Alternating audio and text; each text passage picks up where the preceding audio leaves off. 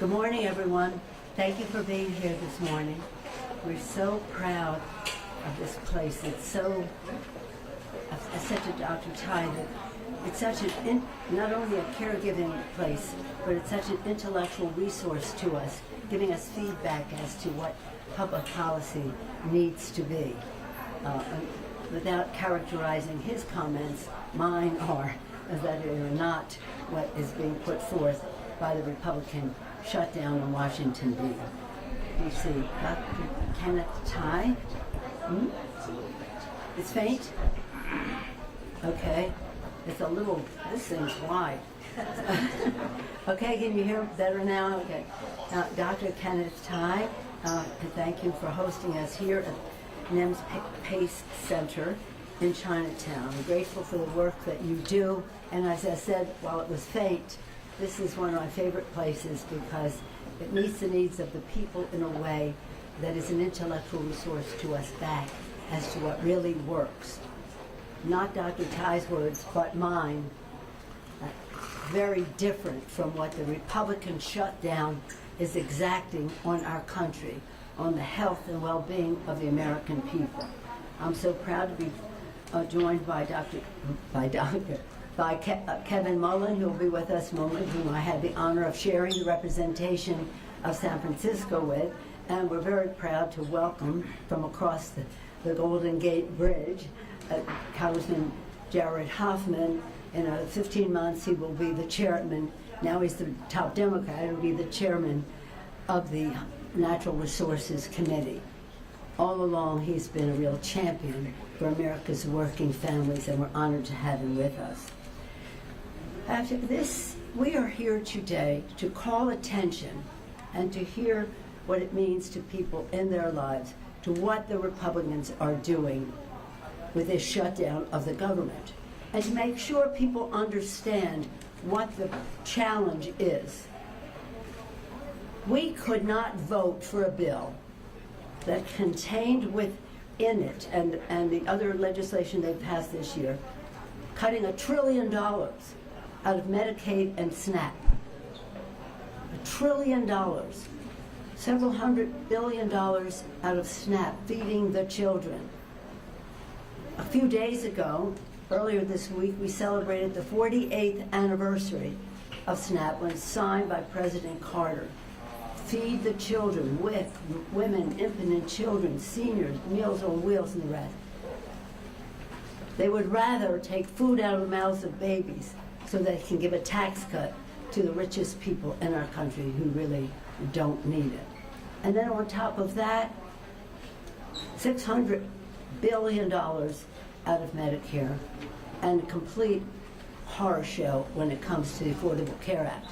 Now, I feel proprietary about the Affordable Care Act and what it has meant to millions of people now with their legislation, which they wanted us to vote for, Get out of here. Would double premiums for many, many people in our country, and again, that's practically unaffordable for most of them. So that's what the fight is about. Who are you here for? America's working family, or are you here for the richest people in our country? Clearly, the Democrats are on the side of America's working families, and the Republicans are there for the richest people in our country at the expense of Medicare, Medicaid, even Social Security. They have said, we haven't touched the benefits, but they're firing the staff. This is one of the biggest. In the spring, when they were doing this was one of the most objected to provisions of what they were doing, to take away the staff from Social Security, to put obstacles to people getting their benefits. Okay, so after months of making life harder, more expensive, Trump and Republicans are now inflicting a painful shutdown on American people because they refuse to protect America's health care. And Congress doesn't extend the Affordable Care's enhanced premium tax credits immediately.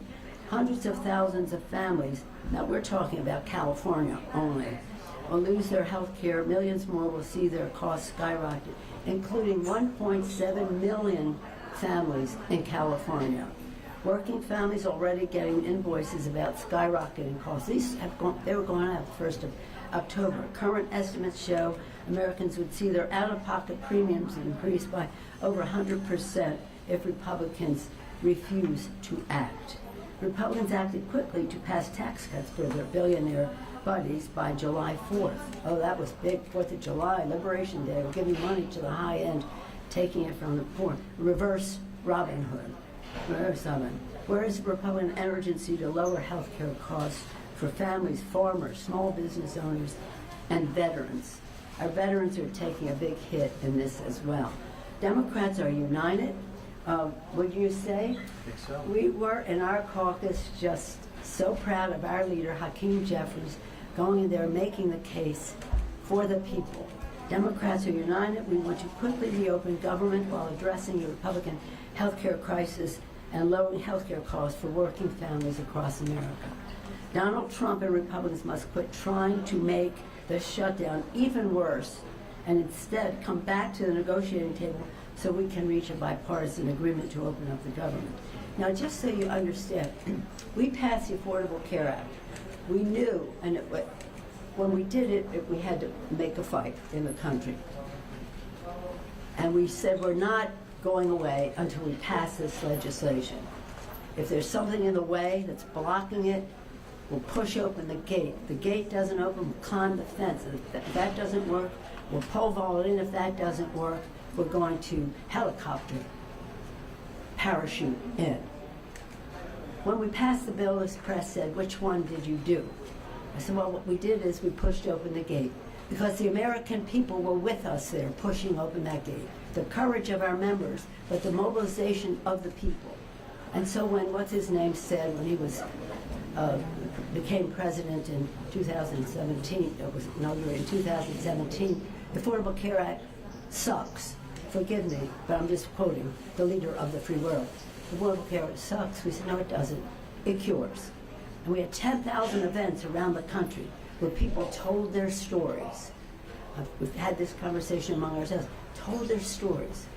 My baby was born with a heart problem. Cost millions of dollars in doctor bills. Affordable Care Act took care of it. My wife had breast cancer. My father a stroke. Different people telling their stories. Not talking about provisions of the bill. Not talking about Democrats versus Republicans. Just their own story.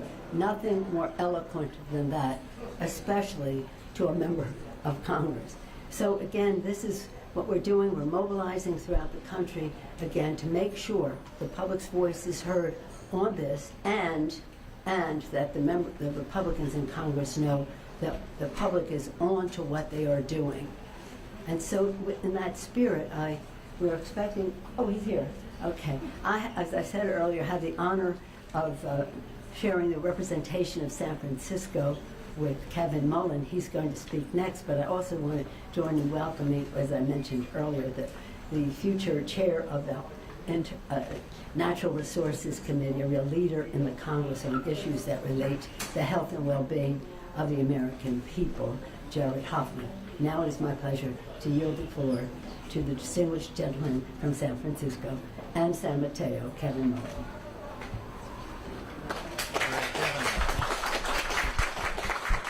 Thank you, Speaker Emerita Pelosi, for bringing us together this morning. Your continued leadership in our Democratic caucus and California delegation is so very appreciated, and the person who made the ACA a reality in this country. My House Democratic colleagues and I just got back to check in our districts. Unfortunately, House Republicans did not show up for work this week in Washington, D.C. Republicans control the House, the Senate, and the White House. This is their shutdown. They've chosen to shut the government down. A constituent called my office just this week and said they're scared their wife will die, that is a direct quote, if she loses access to her health care because of what's happening right now. People's lives are at stake here. This fight is about protecting your access to affordable health care. I serve on the House Energy and Commerce Committee, which has oversight over federal health care. Earlier this year, we had a 27-hour nonstop hearing where Democrats tried to stop Republicans from cutting billions of dollars from Medicaid. And now they're trying to make health care even more costly by harming programs like covered California. Republicans want to strip away coverage from 15 million people, including 28,000 people in my 15th congressional district. Trump's plan will make health care more expensive for everyone, with some seeing their costs rise over 600%. This fight is the height of hypocrisy. The Republicans and Trump already saddled America's children and grandchildren with $4 trillion in additional debt on the national debt to fund tax cuts for the wealthy, and now they want you to pay even more for your health care. It is quite appropriate for us to be gathered here today at NEMS, an organization that truly cares about the health of our communities. NEMS is set to open up a facility in my hometown of South San Francisco. I'm so grateful for the incredible work that they do. The American people deserve a federal government that works for them. They deserve a functional system. We all deserve better. I urge Republicans to come to the table and support a fair, bipartisan budget and reopen the government. And with that, I'm pleased to turn it over to my colleague, our leader on the Natural Resources Committee, somebody who so ably represents Marin County, my colleague, Jared Huffman. Thank you. Thanks, everybody. Thanks, Congressman Mullen, and thank you, Speaker Pelosi, for your leadership over many years and your leadership in this moment. I want to thank the providers and the experts and the community leaders that do such excellent work here in this clinic, and I think it's appropriate that in a moment where Democrats are taking a stand to stop the cuts, to save health care, that we're gathering in a place that is on the front line of the impacts of what will happen if we continue over this health care cliff that Republicans have created for this nation. Now, Democrats are united in this moment to end the cuts, to save health care, to do what we can on something that really matters in people's lives. When we talk about this enhanced premium tax credit that is set to expire, and the notices of premium increases will start going out. This is about to get very real for millions of Americans. Apparently it's not yet real for the White House, not yet real for congressional Republicans. They're still goofing around with AI memes with sombreros, and they're on vacation while Democrats were back in Washington this week trying to do work. But it will get real when these notices go out. In my district alone, I have 37,000 people that use this enhanced premium tax credit. That lets them have health insurance because of what we did for them. And earlier this week, when we gathered on the Capitol steps without any Republicans, we heard some real-world stories about what this means for people. We heard from a part-time community college professor who has a cancer diagnosis and has medication that costs thousands and thousands of dollars every month. There's no way he could afford that. There's no way he could avoid terrible choices for himself and his family if that tax credit were allowed to expire, because what that means for him and for 37,000 people in my district and millions more around this country is that their premiums in some cases will double or triple. And that's something that I think calls all of us to just think about, who do we serve? What do we care about? Republicans have sort of answered that question with their big ugly bill that makes unprecedented cuts to our healthcare safety net in order to fund trillions of dollars in tax giveaways to people who don't need it, to the billionaires, to the biggest corporations. We're taking a stand today to say enough. We are not going to continue to allow this. This is not normal. And folks, make no mistake, what's going on right now with the president's antics, which with his totally political manipulation of this government shutdown, is an attempt by a strongman dictator masquerading as a president to bully all of us into submission. Those of you on the other side of those cameras and microphones and notepads, he's trying to bully the free press into submission. He's trying to bully all of the institutions that are the connective tissue of democracy into submission. And we have never in the history of this country, I think, seen anything quite as cruel and heartless and disturbing and un-American as what we are seeing in this moment. So Democrats are taking a stand. It is about health care for millions of Americans, but it's also about the bigger moment of saying that we will not continue to normalize and greenlight this deeply destructive, un-American thing that is happening in our name. And with that, I'm going to hand it back to Speaker Pelosi.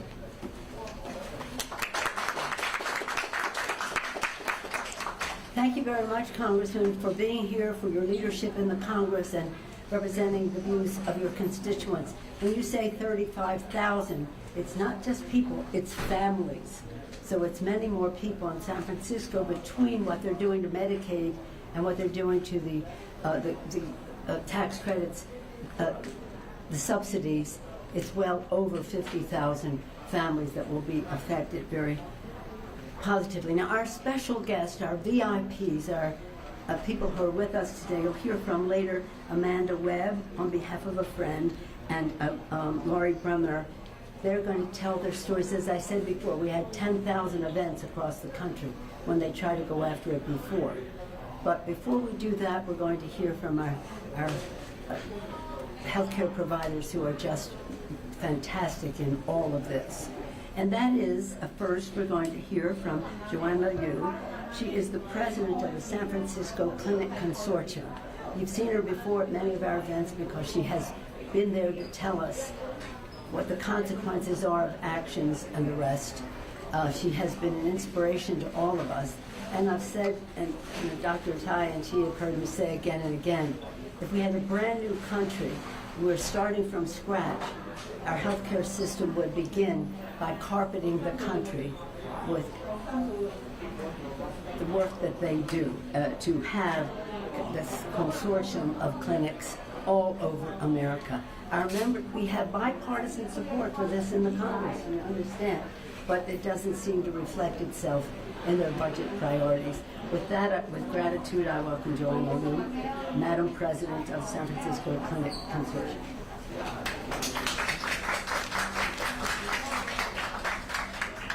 Good morning. At our 12 San Francisco Community Clinic Consortium member clinics, including NEMS, where we are today, we focus on one thing above all else, our patients. Like community health centers across the nation, we care for people in every stage of life. Children needing school immunizations, adults trying to prevent diabetes and heart disease, and seniors trying to manage their chronic conditions. Together, we provide primary, mental, and dental health care and other essential services to over 110,000 low-income San Franciscans. It's these patients, hardworking, proud, from every background, but not wealthy, who will stand to be hurt the most by the huge reductions in Medicaid in H.R. 1 and the expiration of Affordable Care Act subsidies. These are the same families that will be impacted by the cuts to SNAP benefits and the same seniors who will feel the ripple effects of future Medicare reductions driven by the huge deficit increase H.R. 1 creates.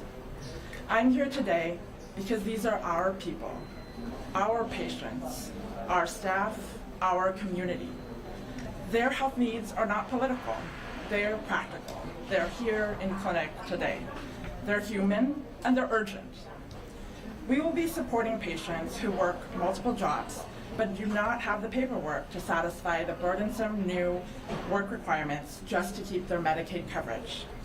We will be explaining to families who once had solid coverage under Covered California, over 27,000 people in San Francisco, why they can no longer afford the skyrocketing premiums, an estimated 88% increase here in San Francisco without the tax credits that made insurance attainable.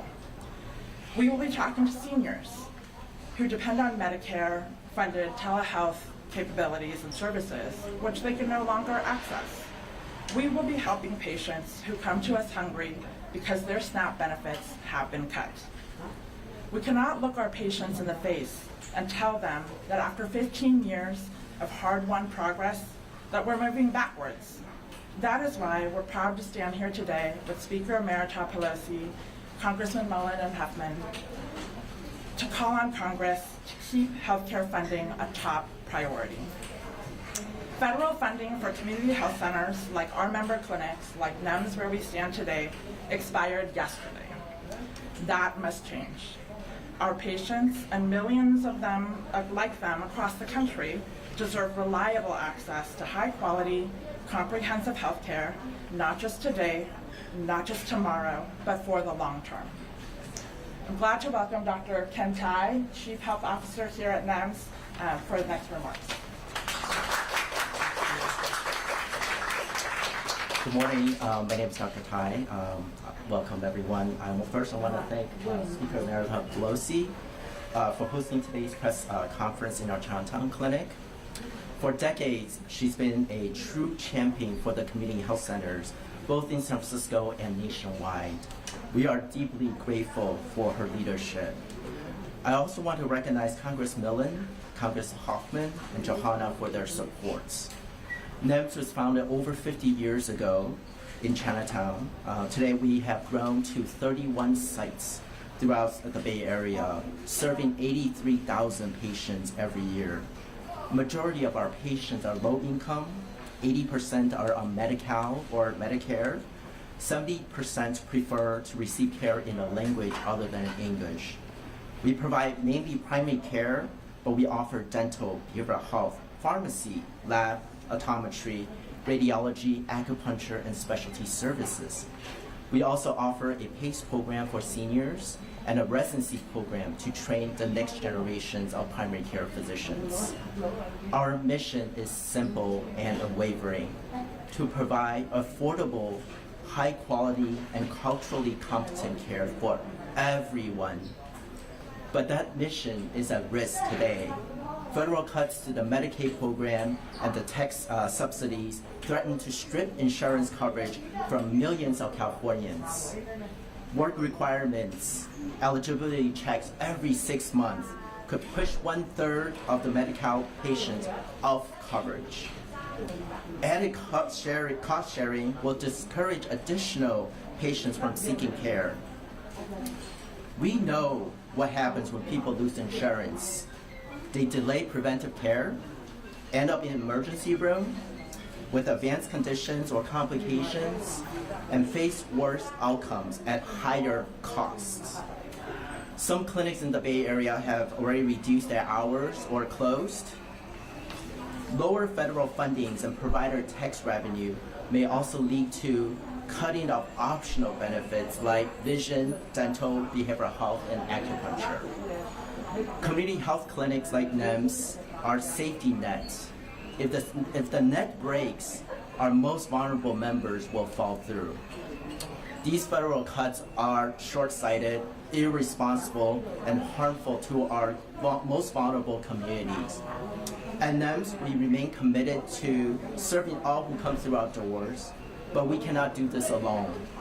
Every dollar cut from the preventive care today will cost taxpayers 3 times more tomorrow. We urge policymakers to protect and strengthen fundings for Medicaid and tax subsidies and community health centers, because cutting resources today only leads to poorer health and higher costs tomorrow. On behalf of our patients and staff, thank you, Speaker Pelosi, Congressman Mullen, and Congressman Huffman, for your commitment to protect those who are vulnerable and needing care the most. Next, I would like to introduce Amanda Webb, who will share a personal story on behalf of a family friend. Amanda? Thank you, Dr. Tai, and I want to express my gratitude to Speaker Emerita Pelosi for bringing us here today. My name is Amanda Webb. I'm a wife, a mother, a resident of San Francisco, and a stage 4 colon cancer survivor. Access to health care is so important to me. Much of my advocacy work is in service of the cancer community, but today I'm not here to tell my story. I'm one of the lucky ones. I have access to a health insurance plan that I can afford. Today I'm here to share the story of my friend Cinnamon. We met for a glass of wine just last night before picking up our sons from school. I mentioned the opportunity to share her story today. I thought I had her when I said, do it for the people. But Cinnamon's not here today. She graciously allowed me to share her story on her behalf because she knows how important it is to be heard. Cinnamon is a San Francisco native and a stay-at-home mom of 2 young boys. Last November, her husband was laid off, and she immediately applied for Medi-Cal. Just weeks later, her 4-year-old son became dangerously ill. After multiple ER visits, he was admitted to UCSF for a life-threatening C. diff infection. He spent 3 weeks in the hospital, came home on 9 different medications, and is still under the care of 4 specialists. Doctors haven't ruled out an autoimmune condition. Thanks to Medi-Cal, Cinnamon's family paid nothing. Without coverage, the hospital bill alone would have exceeded $300,000. It would have bankrupted them. After 9 long months of job searching, her husband landed a position at a well-known tech company. Cinnamon breathed a sigh of relief, thinking their family was finally secure. But as a contingent worker, her husband doesn't get the same health care benefits as regular employees. The family plan costs $2,000 a month, completely out of reach, even with this new income, and they no longer qualify for Medi-Cal. This is why health care tax credits matter so deeply. Without them, Cinnamon's family and thousands like hers could lose coverage altogether. They've done everything right. They've worked hard, applied for coverage, made responsible choices, and yet without these subsidies, they could still fall through the cracks. No parent should ever have to wonder if their child's life depends on whether they can afford an insurance premium. Extending the tax credits means families like Cinnamon's can stay protected, continue to recover, and live without fear of financial ruin. Open enrollment for Marketplace plans begins in November. Plans need time to update premiums for next year, which is why Congress cannot afford to wait and must act now. Families like Cinnamon's are counting on it. And with that, I'd like to welcome our next speaker, Lori Bremner. Thank you. Thank you, Amanda. My name is Lori Bremner. I'm grateful to be here, to have this opportunity to urge, to beg Congress to extend the healthcare tax credits. They need to do it now. The need is urgent, before there's irreparable harm done to the health and the financial well-being of America's working families. Those healthcare tax credits were my lifeline. I was diagnosed with leukemia a long time ago, back when I was in college. I was on my parents' health plan then, and so that allowed us to access the treatments that put me into remission. My cancer never returned, but for years after that, I fought a battle of a different kind, a battle to be able to access affordable, quality health care. My situation is not uncommon. I'm a single mother, I'm self-employed, and I have a pre-existing condition. I was denied coverage over and over again until the passage of the Affordable Care Act.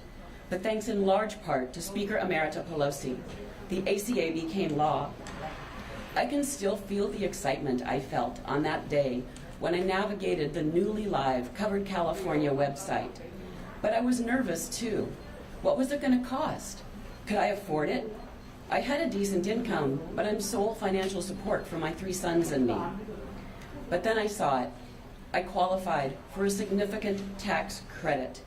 With that tax credit, the premium was affordable for me. That tax credit was life-changing for me and for my family. When people can't afford their healthcare premiums, they don't get checkups, they don't get preventative screenings, their chronic and acute conditions are diagnosed later, they get sicker, their treatments are more expensive, and they are more likely to die. Over 4 million people are set to lose their lifeline to those tax credits if they're not extended. More than 20 million people will see their costs skyrocket. They will lose their only option to affordable health care that they need. Now is the time for Congress to act. This is not a field on which you can back down. We are counting on our elected officials to put the health of working families first.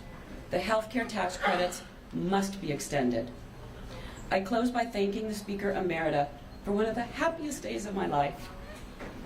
That was when I clicked the submit button at Covered California, and I was able to afford individual coverage for myself and my family for the first time in my life, and I wasn't even asked if I'd ever had cancer.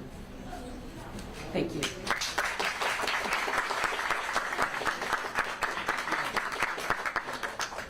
As I said, there's nothing more eloquent than people telling their personal stories. Thank you, Amanda, for sharing your friend's story and partially yours. And again, Lori, thank you for that. What you have to understand is when we passed the Affordable Care Act, we had to pay for it, which was appropriate. And so we had the best we could do with the money that we could have. We put hundreds of billions of dollars to expand Medicare and the rest of that. So when we had, Biden became president, in the rescue package, we were able then to expand the tax credits. That meant that the subsidies could go to people with a little bit higher income and again, reduce their costs. So this is really essential, and there's no way we're saying to the Republicans, oh, we'll keep government open so you get a tax break to your rich friends at the cost of health care to America's working families. But just because my colleague mentioned the $4 trillion that they added to the national debt. When what's-his-name became president the first time, they had the only bill they passed, with a Democratic House, Senate, and White House, the only bill they passed was one that gave a tax break to the wealthiest people in America. It added $2 trillion to the national debt, if you include the interest on the national debt that was included. This time, they doubled down. They have nearly, $4 trillion. So their leadership has added $6 trillion to the national debt for our children to pay, our grandchildren to pay over time, so they could give a tax break to the high end. A budget should be a statement of our national values, what we care about, what we have in our budget, as we prioritize. That is simply not the case in this case. So it's important for the American people to know why we couldn't vote with them on this bill, so that they will come forth and support the Affordable Care Act, Medicaid, and the rest, and SNAP. With that, we're happy to take any questions. Mullen, you can come over and take any questions. On-topic questions first. Yeah, we're going to stay with on-topic questions first. We got a couple minutes. So, I'm Kelsey Doran with CBS News. Yes. You know, just talking about healthcare. Historically, the minority party, when they use a shutdown to kind of leverage the policy that they're looking to change, it has not been successful. So I'm just wondering why you think this time is different. Because I believe in the American people. I believe that this is so essential. They may not understand about the tax cut or what do I care, rich people always get the advantage. That's what sometimes they think. But this hits home for them. And that's why we're having as we did before, 10,000 people to 10,000 events around the country for people to tell their stories. And in this case, that people know when they get this notice this week that their policies could possibly double or worse for their families, that they will weigh in with the Republicans. Nothing good happens in Congress, whether it was the passing Affordable Care Act, as I said earlier, outside mobilization, whether it was saving it 10,000 events, outside mobilization, and that's what we're doing now. My colleagues want to respond to that? I have one thought. First of all, the last time we had a government shutdown, you're alluding to how politically tenable is it for the minority party.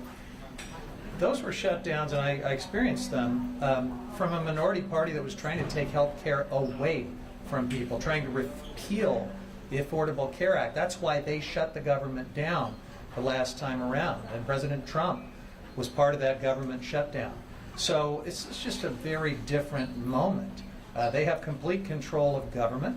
If they want to do all these terrible things, they can do it with Republican votes. But the question is, are Democrats going to take a stand to protect health care, not to try to shut the government down to strip it away? It's a very different moment. I guess a quick follow-up to that is, why would Republicans negotiate with you guys? This is kind of their one big thing that they've passed. Well, why? Because what they're doing is wrong. And why would we abandon our commitment to the American people and say, okay, we'll keep government open so that you can give tax breaks to the wealthiest people in our country? And by the way, when every shutdown has been a Republican shutdown. Why? Because they don't believe in governance. They just don't believe in it. They didn't vote for Social Security, Medicare, Medicaid, Affordable Care Act, none of it. They don't believe in governance. So for them, a shutdown is a day at the beach. They love it. No government. And when we had not the last one, the president, the last one under Trump, he was 35 days. And when it has began, he said, I will be very proud. Be proud. Remember he said that? I mean, I was in the Oval Office when he said this. I will be very proud of the shutdown that we're going to instigate. When they did it before, and we finally came back and they agreed to open up government, most of their leadership all voted to keep government shut down. So understand that. Did you have something else on this? I would just simply add, my colleagues are veterans. I'm still relatively new to the Congress. This is my first Republican shutdown.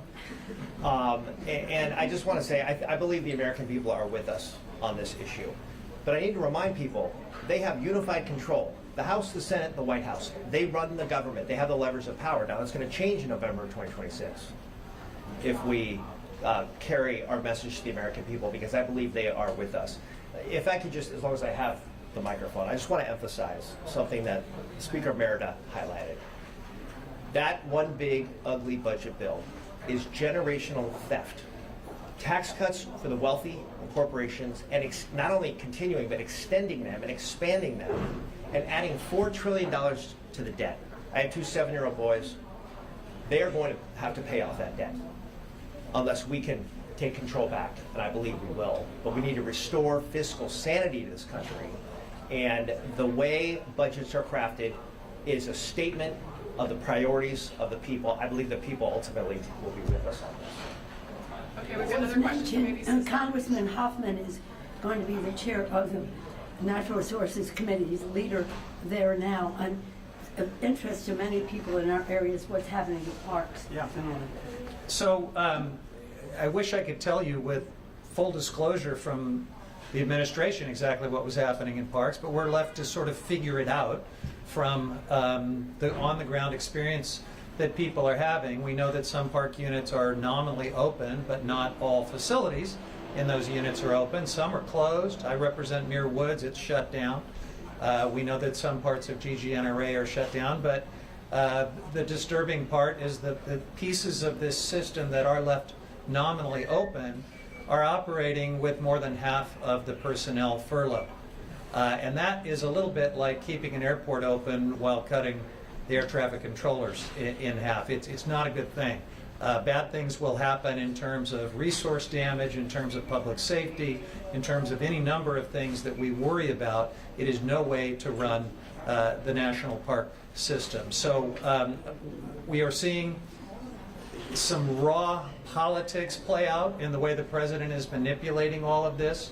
I have no doubt that he will look for ways to try to make blue states and blue communities feel the pain while protecting his friends. That's sort of the mafioso leadership that we're seeing from this president.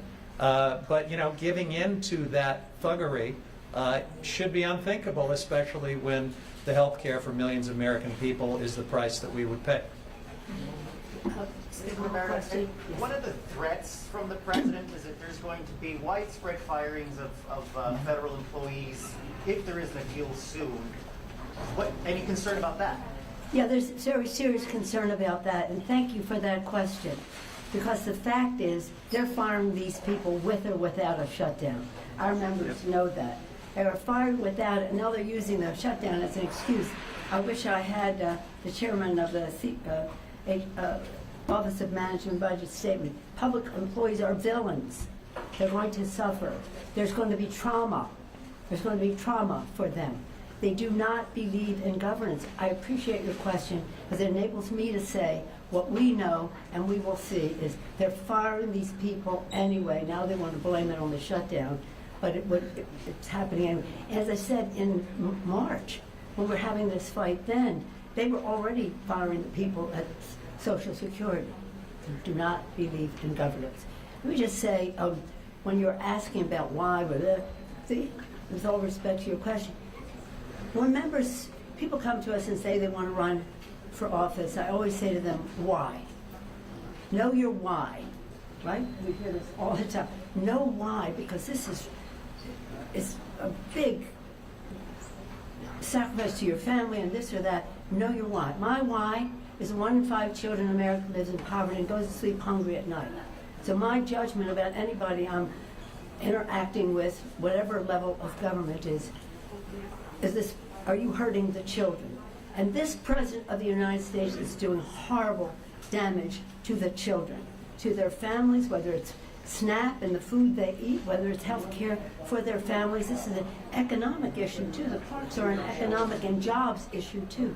So this has a terrible effect on our country. Terrible effect on our country, and this is a values debate. As I said, a budget should be a statement of our national values. This budget issue that they're bringing up is certainly not. In fact, to the contrary, it's very harmful. Quick follow-up, we're on day 2. The last one lasted 35 days. Yes. How long are y'all willing to hold out? What a question. It's interesting your perspective on this.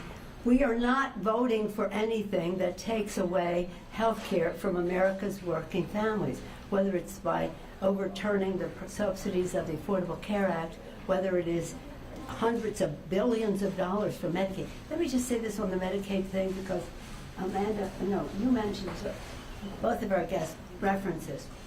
What they're saying in D.C. is, I think these people, if they don't work, they shouldn't have Medicaid. Then they go to work and they make too much money to be on Medicaid. And that's a big win for them. We got rid of them on Medicaid, and that's not just simply not right.